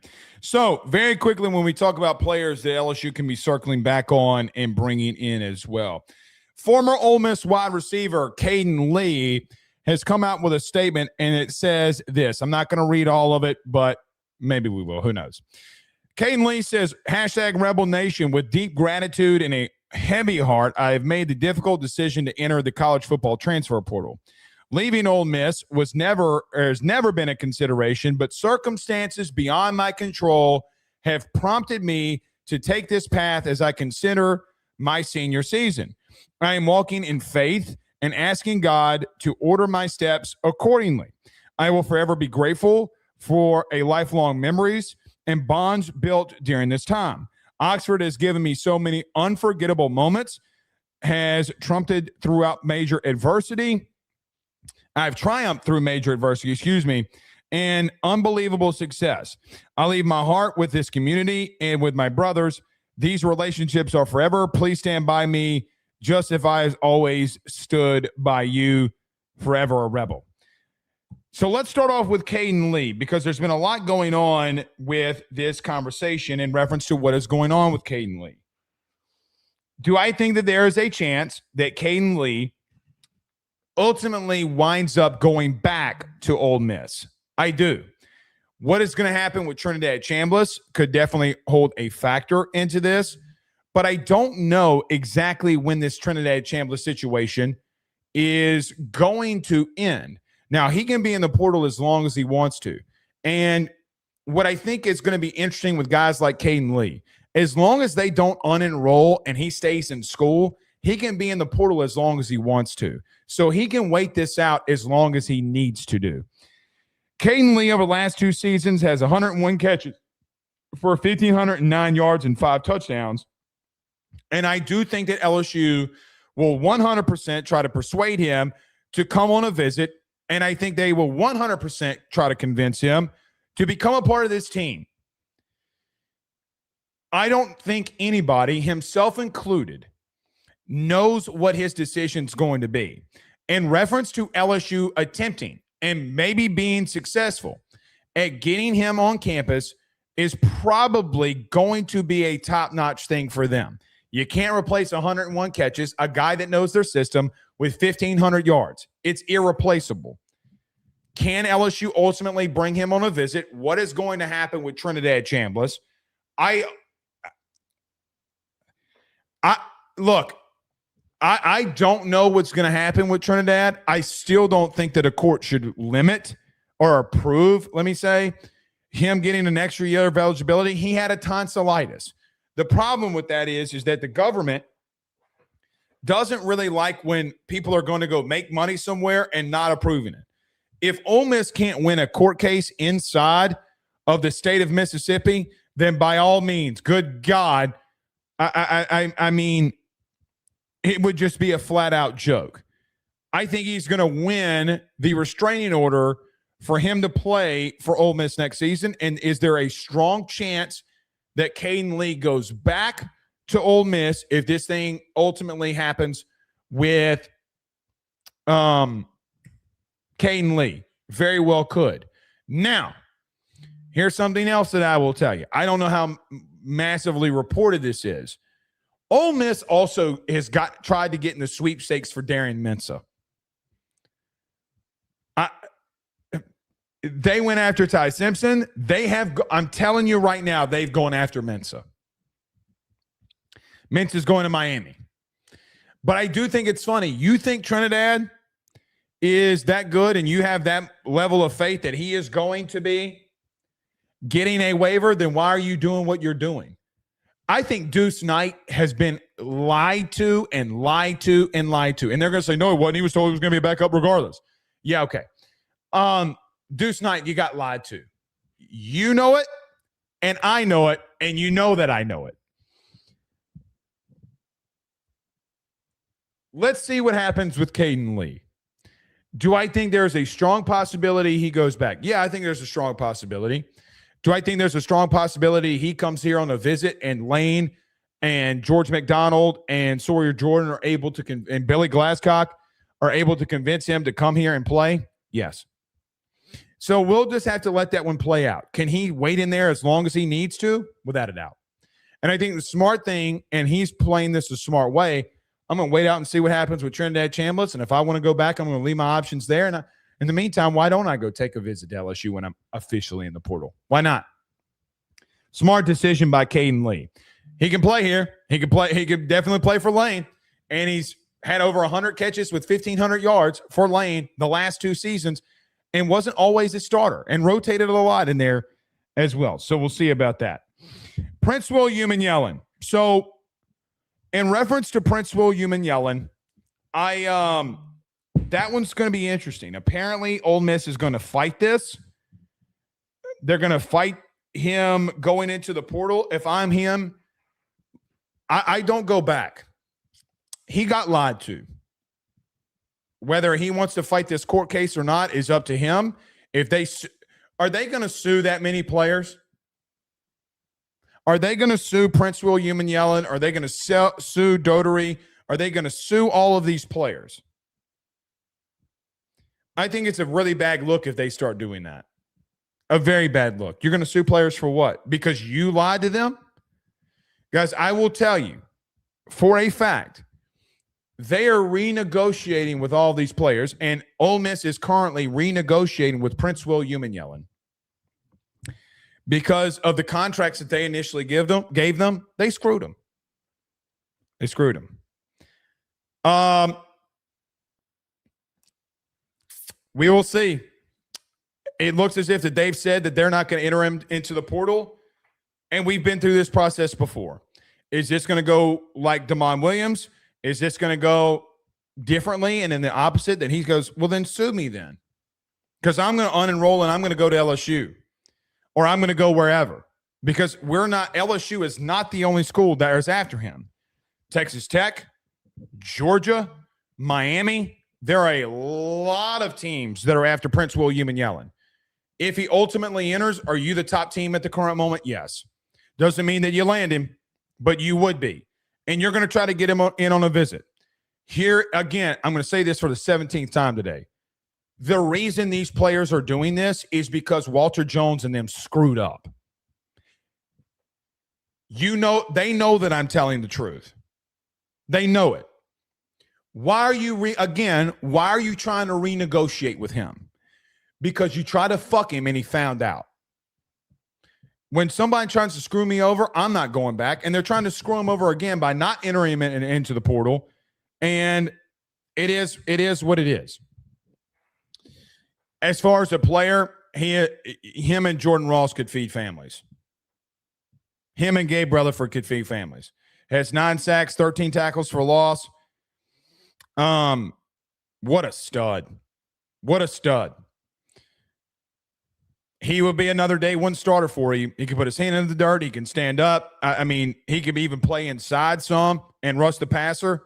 Prince William and Yellen would make your defense arguably one of the best, if not the best, to be quite blunt with you. I hope this goes LSU's way, but they're going to fight it and let him fight it, and I hope that he notices and understands that they screwed him, because they did. So we're going to monitor that situation. I'm not going to go too much more into it because what do you want me to say? You guys are fighting it. So we're going to have to see how all this plays out. And I don't know the young man's decision of what he's going to do, but we'll see. Last but not least, Jordan Seaton, who's currently in Miami and will be at Miami throughout the day. But Miami is currently getting ready to play a national championship on Monday. Problem with that is, for us at the current moment, if we're going to go after him, is that the national championship game is in Miami. So Miami doesn't have to go anywhere, and it's their home stadium. So it's like a home game for them. Here's what I'm going to end with today. We've ended the show with a lot of really good things. Do I think Miami – we've ended shows this week with some interesting topics. I'll just leave it there. Is Miami going to try to do everything humanly possible to end this today? Yes. In the offensive line community, is Mario Cristobal the number one stop shop for offensive linemen based off of what we've just seen them do this playoff run? Yes. Especially the talent and the level of talent that he's put in the NFL and what he's about to put in the NFL with all of the really good offensive linemen that he has this year. I thought, and look, this is LSU fans, I'm sure you're going to be mad at me for saying this. Do I think as a developmental side of things that Mario Cristobal is going to outweigh you? Yeah. Do I think it's going to be a lot to overcome in getting him over them? Yes. But if you do, holy shit. Holy shit. You can't deny what Mario and what Miami is doing along their offensive line from a developmental piece and from everything they're doing there. I think it was smart by them to go and take a visit at Miami. Now,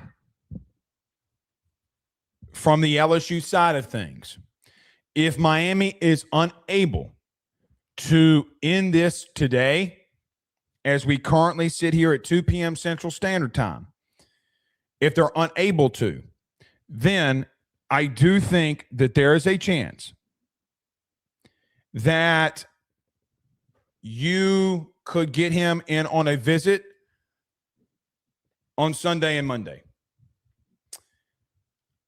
We will see how that one plays out.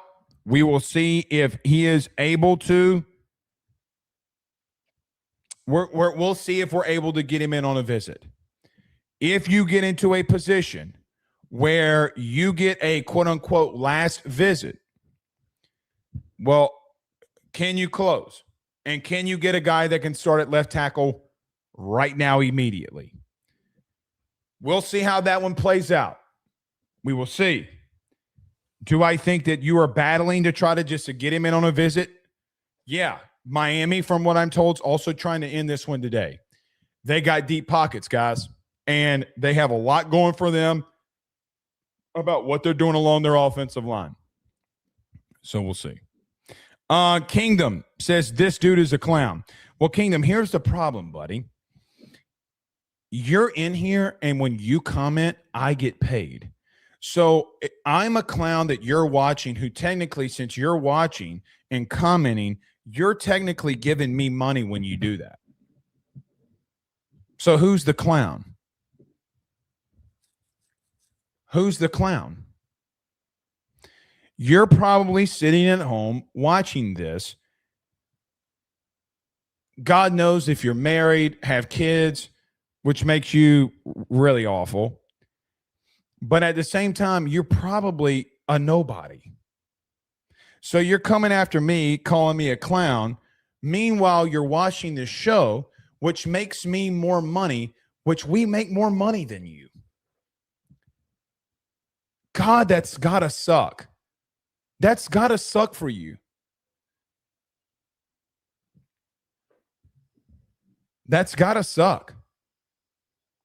So not only can you not get bitches, not only are you probably really ugly, not only do you probably smell like cottage cheese, I'm getting paid because you watch me. What a loser. What an outright loser.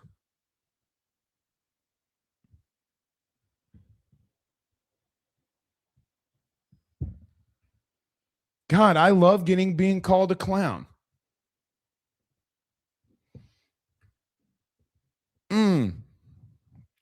You know, some people were asking me when my family was attacked last night by Ole Miss people, how I react to that. It's not a real place. You know, me and Chris Phillips of SEC Unfiltered went to Tennessee game and Omaha last year. And you know what I started doing? I started asking people, why don't you put, because people were coming up and talking to us. Hey, man, love your content. Love what you do. Can I get a picture with you? Ask Chris. I mean, this is all documented on Chris's YouTube. And I would look at people and say, what's your Twitter at? And I'd sit there and look at it. Oh, wait, you called me a clown here. You called out my wife there. You called me out. What you going to do about it now? Oh, man, ask Chris. 3 people were like, oh, man, it was all in good fun. No, bitch, it's not all good fun. It's not. Let's talk about it now. Golly. Thank you for getting me paid, bud. God, that's awesome. You're in here and I get paid because of it. It's got to suck to be you, buddy. What a loser. What a loser. All right, let's get to some super chats here. Nasty Nate with a $5 super chat says, absolutely loving how the Ole Piss pages on Facebook have provided us headspace rent-free, hashtag I'm a villain, hashtag love my hoe, hashtag Lane trade for life. Yeah, they're not taking this very well. They're not taking this very well at all. Guys, social media is not a real place. So like the other night, Thursday night, y'all were mad that people were in here trolling. No one in this chat right now, no one watching this video, no one gets trolled and talked shit about more than me. Nobody. No one. So with that being said, let him do it. Like the guy I just eviscerated. He's technically giving me money by watching this show. So hashtag FanDuel, Hashtag fat stacks. Hashtag you get no bitches. Sad. Shaquan with a $5 super chat says, I know you said you don't go to a whole bunch of games because of the post-game show, but I feel that Clemson is going to be one you can't miss. Yeah, it's also going to be a show that we probably can't miss a post-game to. Guys, just go look at those numbers. I mean, it's how we make a living. It's how I make a living. Go Tigers 2025 with a $2 super chat says the intro goes so hard. Go Tigers. It does, man. We've been asked to change it so many times, and we're not going to. Landon with a $20 super chat says, what it do, Blake? How are you today, sir? He says, you know, Ole Miss fans and media love making Kiffin the evil, nasty villain for leaving, but are we supposed to not talk about how Pete was leaving with Kiffin before being offered the head coaching position? Okay, cool. Yeah, I don't, you know, I can't confirm that really. I think Lane asked him and he, you know, they had to scramble. Here's what I'll tell you that I know for a fact too. They did not want Pete as their number one option.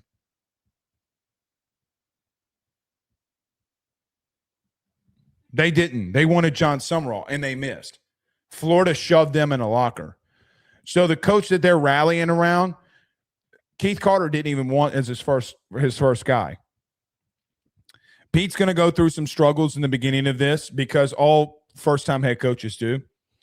But like, guys, again, make it make sense in reference to how can you say that Lane leaked contracts and players got mad if the contracts aren't shitty?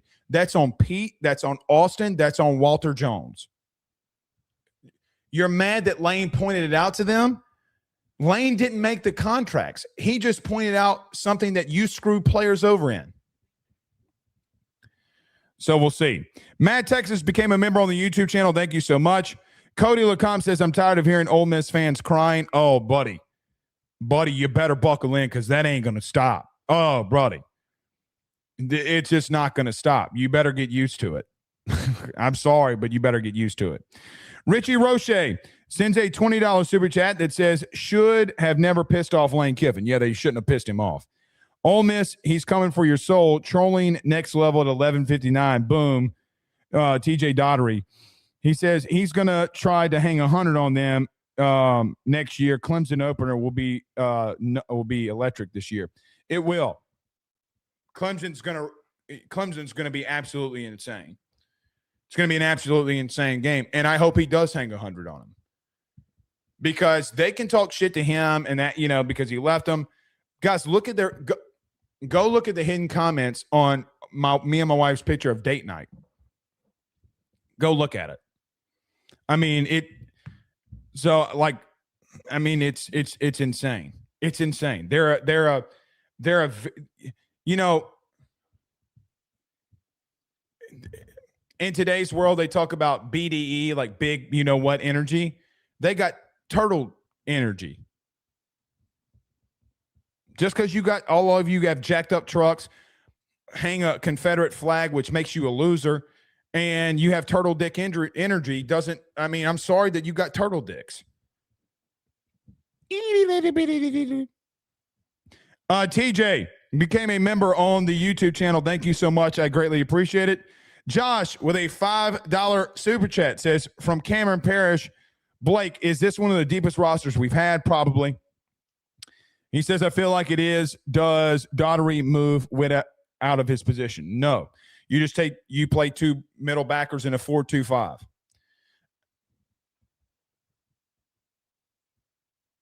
So, no, he doesn't move him out of anything. I mean, anything, they're going to play side by side. He takes West's position. And look, it's an upgrade because you would have had Witt and Keys, and I think that right now he's better than Devon Keys. You know who agrees with that? Lane Kiffin. He wouldn't have brought him in if he didn't believe that. He wouldn't have done that. So, no, they'll play side by side, and Witt's had some injuries, and you got a really good backup in Keys. Austin Jones with a $5 super chat says, players follow coaches. Look at the evidence. Ole Miss fooled their fans into thinking they're above portal attrition they only have themselves to blame. Yeah, they only have themselves to blame, especially with the contracts. Especially with the contracts. I mean, guys, you can't replace 400 tackles. You can't replace that. I mean, and Keys had, I think, 88 tackles this year, total tackles this year. Like, guys, that's your backup right now. Like, you can't replace that. And let me just say this. Are some positions, like some guys just going to be flat out starters, like Witt and a couple others, DJ? Yes. However, they've all been told that every position's open for competition. The entire team, let me just say this. Multiple players have advised AYS that they have been told by the new staff that every position is up for grabs. The best players are going to play. So let the best players win. That's all I know. Aaron with a $10 super chat says, exciting to watch, or exciting to see physicality being brought back to the offense, no doubt. And that's what Grace and Ball bring you. Also, I have missed it. I may have missed it, he says. But how is Levitt looking for spring ball? Love the show. You're my number one LSU source. Thank you for that. I don't know. I really don't know. It would seem as if that he's going to miss the spring, and then Landon Clark and Hassan Longstreet will battle it out. In reference to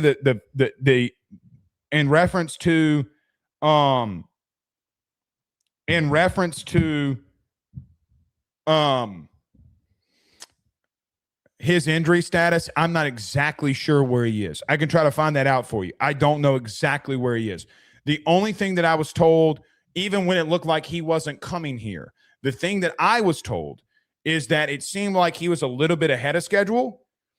But we'll see on that. We'll see. Shaquan with a $5 super chat says, Omar Cooper Jr. just said on 3 that Indiana would beat the 2019 LSU team 24-21. We put up 60 on them. They're not beating us. And of course he's going to say that because of course he's going to say that. Of course he is. They're getting their shit pushed in. We would beat the ever-living shit out of them. That 2019 team would beat the fuck out of them. Stop. Gulf Coast 93 says, what up from Biloxi, the 228. Good to have you in here. 228's in the building. I know we need to keep realistic expectations for year one, but am I wrong for getting effing hyped after this cycle? No, you should be. I mean, here's a couple of things that I want to go see during spring football. So do I think so? Who asked that question again? Gulf Coast. So Gulf Coast, on paper, should you be excited going into spring football? Without a doubt. Like, I think that you should. Here's what I'd tell you. 9 times out of 10, people don't follow like what's going on in spring. You know, football's football, and you don't watch content. And you're like, it is what it is. I think that this spring you need to monitor every single football take. That's what I think. That's number one. Number two, is your offensive line, what is it going to ultimately look like? How good can they be? What is Sam Levitt's injury really going to be? And what if Hassan Longstreet comes in here and beats everybody out? What if Landon Clark does the unthinkable, which some of you believe, and beats all 3 of them out, or beats all 2 of them out, and is actually the guy? So offensively, we'll have to see through some things. Who's your starting wide receivers right now? So you got a lot of talent. You got a lot that you need to work through too. But on paper, do you have the talent level to get there? I think that you do. Ford Media became a member on the YouTube channel. Thank you so much. I greatly appreciate it. Mark Spell says a $2 super chat, says on paper, this is a top what roster? Top 10. Top 10. And I top 10, I think. Again, need to see what's up with your offensive line. Because if your offensive line's boo-boo, then, you know. But see, here's the thing. From a wide receiver perspective, from a pass-catching perspective, Trey Green, Trace Brown, Jackson Harris. I think Zach Grace is going to play a lot. I think he's going to fuck some people up. We got to kind of see it first, you know what I mean? Like, let's just see how this spring plays out. I do think from a talent level perspective, you have a top 10 roster in the country, if not better. Mark Spell with a $2 super chat. Okay, we got that one. Corey Rogers sends a $5 super chat. Says Mansour, Delane, and Leonard Moore. Who are you taking, Blake? Mansour, Delane's not close. One of the Ole Miss cucks are wondering. I'm taking Mansour, Delane. I think Mansour is better in overall coverage. I do think that Moore is a little bit more downhill and will tackle a little bit more. You can't deny what Mansour Delane did in coverage this year. He was the best cover corner in the country. Leonard Moore got beat by A&M where Mansour locked everybody down. Captain Dan gave a $2 super chat. Thank you so much. He also gave a $10 super chat. Says, Blake, what are you hearing in the offseason in regards to Nick Savage strength and conditioning training for the boys? I'm to see old school strength training and speed return to our program. Not a lot other than a couple of things. We've talked about this, so I'll talk about it again. Number one, he told them to buckle the fuck up. And I know that, they better be ready. This is more Tommy Moffitt than it is Jake Flint. Jake was not a good strength and conditioning coach. And they will start soon. And when they start, I think that you can expect that, yes. I don't think Jake was a good strength and conditioning coordinator. But Lane has met, and I talked about this on Thursday's show, he's told everybody, you better buckle in. Because if you're not physical, you're gone. If you do not take this offseason seriously, you're gone. He ain't playing with them. And I love the level of respect that he's giving to that as well. West with a 318 West with a $2 super chat says, boy, feeling hurt. Oh, the guy we just roasted?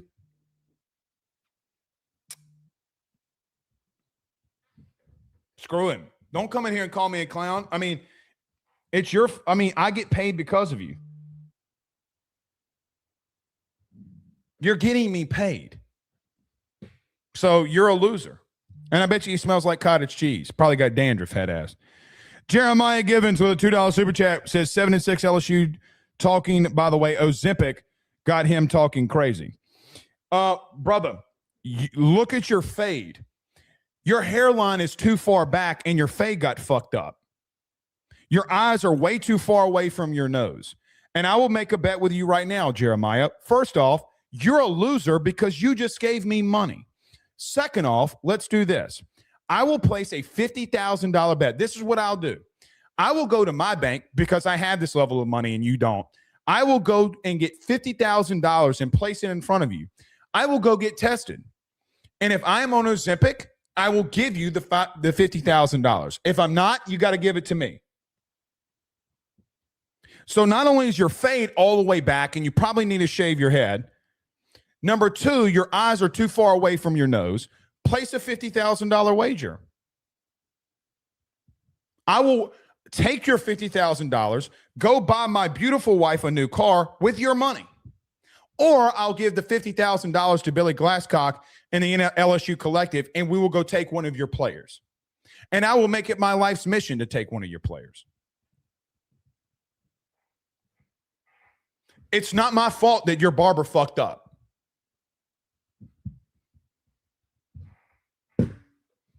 Bet the $50,000. Where are you at now? Is he in the chat now? Where are you at now? So send another super chat. Place the bet. Place the bet. You want to say I'm on Ozempic? Go ahead. And here's the thing I'd say too. Who gives a shit if someone's taking Ozempic? Who cares? If somebody's getting healthier, what does it matter? What you can't fix is that fucked up fade you got. Your barber screwed you up, boy. Screwed you up. Jones with a $5 super chat says, so what's up, brother? From the 662. My question is, will Nebraska kid push Barry for the starting spot? Dylan Jones from Wisconsin. I just think that it's just going to be different based off of personnel and formations that you go. I wouldn't consider that like beating him out. I think Jones is just a much more physical runner. And considering the fact of what you do, it's going to be based off of where the both are utilized. I think the real competition is between him and Caden Durham. Do I like Dylan Jones a lot? Yeah, I do. I do, and I think that he's going to play here a lot. He's a really, really good back. He's a really good pickup by Kevin Smith. Really, really good. But I think Harlem Berry's just on a different level and a different playing field in reference to what they're going to utilize him at. Where's he at? Where's he at? Where's this dude at? What's his name? Jeremiah. Where you at, Jeremiah? You want to place the bet? Place the bet. I'm looking for you. You probably left. Why'd you leave? Why'd you leave? There he is. Sorry, your fade's messed up. Look in the middle part of your fade. It goes up. Your barber messed you up. You got a brother walking off in here with a lazy eye trying to troll. How you going to walk off in here with a lazy eye trolling with a messed up fade? So I lose 150 pounds. You want to call me Ozempic, which probably it doesn't matter if somebody's taking because they're getting healthier. And you got a messed up fade and your eye is dragging. Couldn't be me. Couldn't be me. Couldn't be me. Why are y'all quiet now? Why didn't you place the bet? If you want to do it, place the bet. Because I'm going to take your cash and go buy a brand new car. And there's not shit you can do about it. So y'all want to troll. Y'all want to come off here and troll. Brother, your face fucked up.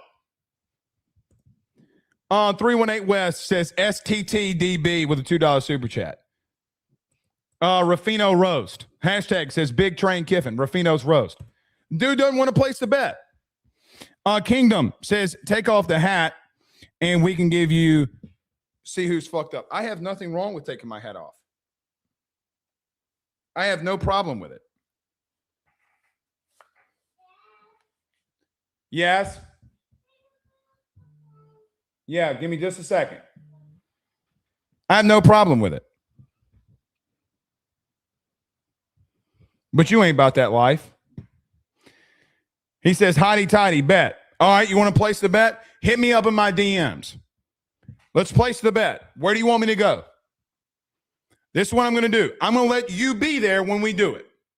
You placed the bet. Y'all saw this. This man placed the bet. All right, so are you placing the bet right now? Seems to me that this guy's placing the bet. Are you placing the bet? Is this, guys, legally speaking, did he just place the bet? Hit us up in the DMs wherever you want. I will go and let's place the bet. And if you don't pay, we will sue you. How about that one?